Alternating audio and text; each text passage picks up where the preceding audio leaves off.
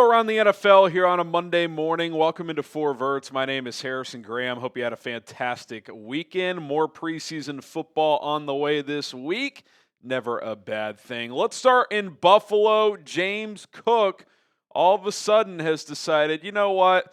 I'm tired of practicing without a new contract. I'm going to go ahead and hit the old hold in button and avoid fines and just hang out. And when asked about why he decided to stop practicing, he said, quote, business. Ari Merov had this tweet here, basically just recapping Brandon Beane, the GM, saying he was disappointed, quote, disappointing to see that Cook stopped practicing. This is kind of the first notable contract dispute that he has had to deal with as the Bills GM.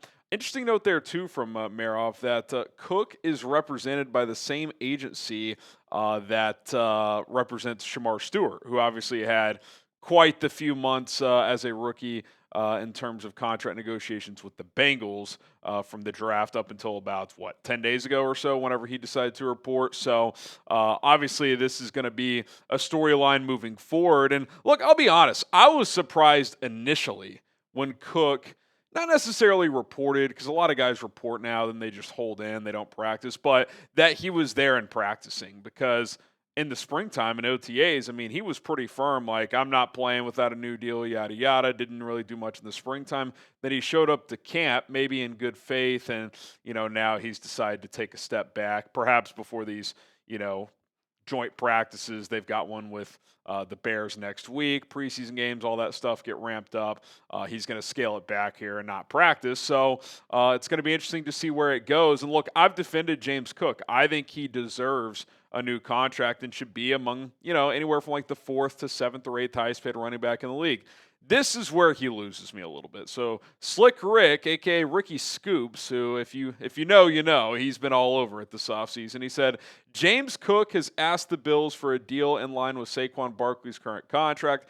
However, the Bills have countered with a significantly lower offer and have made it clear they won't reset the running back market. And then he followed up today with who's going to blink first after the news of James Cook holding in. And look, I'm sorry. I like James Cook a lot. I think he's a really good player. If you're asking for Saquon Barkley money, I just don't. I have a tough time taking that seriously. And I know in the NFL, and we've kind of see this, if you're in the ballpark of the best, you reset the market. Well, I think you got to be careful with that, especially at a position that, while I think we got to a point where we are undervaluing it, it's still not as valuable as a left tackle, as a quarterback, as an interior pass rusher, an edge rusher, a corner. James Cook is just not Saquon Barkley, and that's okay. But, it's not even close. Forget, just the effectiveness, the workload. I mean, the Eagles gave Saquon Barkley almost 400 touches last year, and with the playoffs, it was well over 400. James Cook had 138 less carries. He even had one less catch last year, and that's something that I would actually give Cook maybe even a slight edge over Barkley, and he still had one less catch than that last year. Did have more touchdowns, but that's more of a result of the tush push in Philadelphia, because Jalen Hurts gets about 10 or 12 of those a year on the goal line. That's a non-starter for me if I'm Buffalo. You want Saquon Barkley money? It's not going to happen. So get back with your camp and give us a real offer, because that's just senseless. Now, if he's sitting there saying, yeah, I want a tick more than Jonathan Taylor and Josh Jacobs, cap has gone up, I'm there. I think that is more than fair. The last 2 years in the NFL, he's 10th in the league in all-purpose yards. All these guys, minus Breece Hall, Kyron Williams, Jahmyr Gibbs, who are still, and Bijan Robinson, who are still on the rookie deals, all of who could get paid. Breece Hall, we'll see how that plays out with the Jets, but it sounds like Kyron Williams is going to get a new deal. All these guys make a ton of money. Derrick Henry makes $15 million a year. He's an older player, not much of a pass catcher. I think you could even justify giving James Cook in the ballpark of Derrick Henry money. I'd be fine with that. And so this is the type of contract I would offer. 4 years, $60 million. That's $15 a year, $37.5 million guaranteed. And if you're saying, I think you could get more, well, first of all, the $37.5, that's the most guaranteed money on a running back contract right now. Saquon Barkley, even with that pay raise, only has $36 million guaranteed with Philadelphia. So you still actually top Saquon in the guarantees. 15 a year gets you in the ballpark of 4th highest paid running back. That's a pretty damn good deal if you're James Cook, because you're probably closer to, on the high end 5 or 6, low end 10th best running back than you are to like Saquon or, healthy Christian McCaffrey. Let's call him the 6th or 7th best running back. You get top 5 average annual value and the most guarantees for any contract right now. Pretty good deal, if you ask me. We know Josh Allen loves this guy, so I think the Bills are going to work to get this done. But Saquon Barkley money, I mean, come on, be real. Like, you're not getting $20 million per year. Maybe like they'll give him like a 1-year extension worth that if they can't figure anything else out. But that's just not a real offer. That's silly. That would be like, Baker coming off his last 2 good years. Like, I now want to top every quarterback in the league. It's like, we like you, Baker. You're not Mahomes, Allen, all these guys. So 15 a year, 37.5 guaranteed. I think it's a good deal, and he should take it if I was advising him. Will James Cook get a new contract before week 1? Type Y for yes, or you can type in for no. Give us your thoughts in the comment section down below. All right, we are into the month of August, and last year, August was our first full month as a channel. It launched in the last week of July, and I went back and I checked. We picked up 1,324 new subscribers in August last year. Pretty awesome first month. Can we top it this year? We're at 60 new subs in the first couple of days of the month here. I would love to top last year's August, and let's really grow this thing. I'm excited for this football season. Going to continue to react to some primetime games. Would like to do some more live streams when available on Sundays or maybe even Thursday and Monday night football situations. You never know, so be on the lookout for that. But to do all that stuff, we need more subscribers, so support the show. We would greatly appreciate it. Okay, let's go to Indy, talk Colts QB battle, as Shane Steichen has called this competition between Anthony Richardson and Daniel Jones, quote, neck and neck, as that is ongoing. Obviously, first preseason game for Indy will take place this week, so that's where, things could start to separate a bit. Richardson kind of reflecting on last year. This is via Jeremy Fowler, who visited Colts camp. He said, I didn't do enough last year. That was a big thing for me. I wanted to take a deeper dive on myself and what I needed to improve on. I told myself, I can't be slacking anymore. I've got to lock in. And I kind of take that with a positive and a negative. The negative being like, you kind of just admitted you just weren't putting in the work necessary. But I guess the positive is, while he's acknowledging it, and I think he at least has the awareness of understanding, like, it's kind of now or never. I think this is clearly Richardson's last chance in Indy. I said it in OTAs. I said it heading into training camp. He's got about 6 weeks to determine if he has, not even to be the guy long-term, just to have a chance to be the guy long-term. Because if he doesn't win the job out of camp, his chances of being the guy beyond this year go, let's say right now they're 20%. They plummet to what, 3%? I guess there's a world if Jones wins the job and it's horrible and Richardson comes in and lights it up, but how likely is that? That's very unlikely. Even if he wins the job, you would bet against him being the guy long term, just based on what we've seen so far. But if he wins the job, he at least still has the chance to do that.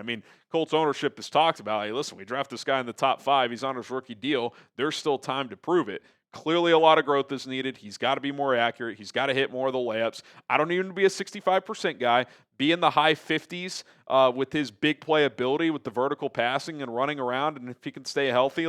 I think if he played all 17 games this year, completed 58% of his passes, and threw for, honestly, even just around like 3,000 yards and rushed for 600 or 700, that would probably be a pretty big success. You look at a guy like Jalen Hurts last year. He threw for just under 3,000, and he's great for that offense. And who coached Jalen Hurts? Oh, that would be Shane Steichen. So big play guy who is a run-first team with Jonathan Taylor. You can run the quarterback as well.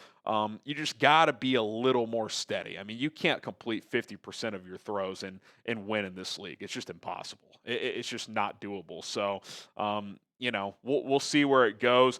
Coming out of OTAs, I had kind of flipped in terms of, it feels like Daniel Jones is going to start, but if it's close, if it's truly neck and neck, and if it stays that way, let's say it's very close throughout camp in the preseason, well, don't you just start Richardson? To me, once you bench him, whether it's before week 1 or let's say it's week 6 or whatever, then it's officially over. It's like, he's not our guy moving forward. So don't you just give him that shot to start the season if it's close at all, and then if he's a disaster, you pivot to Daniel Jones? Because I look at the early part of the schedule, because I think you'd have to have a quick trigger if you're Shane Steichen. Dolphins week 1 at home, Broncos week 1 at home. I'd say a winnable game against Miami, tougher game against Denver, but you're at home. If it's bad and he plays poorly and they start 0-2, at Tennessee week 3, a very winnable game, that could be a pretty easy pivot point for Steichen. Like, hey, we're 0-2. Richardson's been terrible. We're going to Daniel Jones. We gave him an opportunity. So that's kind of my mindset here. If it's close at all, give Richardson the nod, but you got to be ready to pull the trigger quick if you're Steichen, because if you're Shane Steichen, you got to understand, if I have a bad year, if we win 5 or 6 games, I could be fired. So that would be my mindset. Now, if Jones clearly beats him out, you got to play the better guy. That's just part of this business. But if it's close at all, I'd start Richardson, and I'd have a quick trigger if he struggles and they're losing early on. Who do you guys think starts week 1? DJ for Daniel Jones, AR for Anthony Richardson. I'm starting to pivot back. I think Richardson, if it's close, will get the nod. But I mean, if you're a betting man, both these guys are going to start games at some point this year. All right, we'll finish with this as we go to Minnesota now. Jordan Addison, who pled no contest, kind of pled down his DUI situation. Fowler reports that the Vikings are bracing for a 3-game suspension for him to start the season, the Vikings' number 2 receiver. He said that via ESPN.com, a looming issue at Vikings camp is Jordan Addison's availability to start the season. My sense after asking around is the Vikings are bracing for roughly a 3-game suspension for Addison, who in July pleaded no contest to a lesser charge to resolve a 2024 DUI citation. And listen, that may not sound like a big deal. If you get 3 games, maybe you appeal, get it down to 2. But look at the first 3 games, not murderer's row, but not exactly, a cupcake in there either. At Chicago, week 1 for J.J. McCarthy's first start in primetime, Monday Night Football. Week 2, another primetime game against Michael Penix and the Falcons. And then week 3 against Joe Burrow and the Bengals. Remember, these are J.J. McCarthy's first starts. So if he doesn't have Jordan Addison, that's a notable piece he's got to work with and try to navigate through. So it's already going to be challenging for JJ. He's under a lot of pressure, just replacing Sam Darnold, who had this awesome year. Whether that's fair or not, that's the reality. Sam Darnold, for most of last year, played like a top 6, top 8 quarterback in the NFL. 35 touchdowns, which is, I think, 4th in the NFL, something like that.